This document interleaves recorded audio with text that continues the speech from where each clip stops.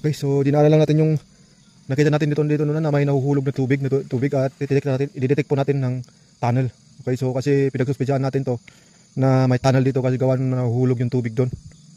At titignan natin yung kung may tunnel na ito. So nakakalibre ito ng tunnel. So i-check natin. Kasi may duda tayo. So yan, meron nga. Kaya pala nahuhulog yung tubig dito. Meron nga.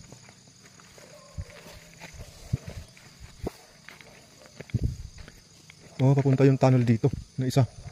Pero ito yung nahuhulog na tubig eh. May nahuhulog dito na tubig. At sa baba tayong labas kasi may mga lumalabas pagka malakas yung ulan. Sa baba.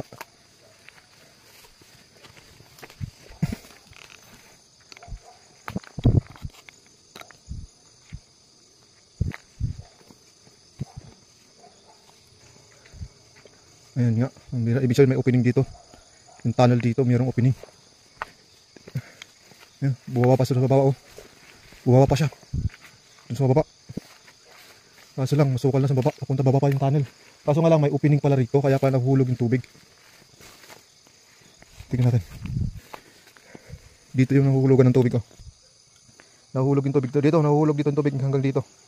Dito sa riprap na. Nahuhulog yung tubig dito. Ibig sabihin may opening dito.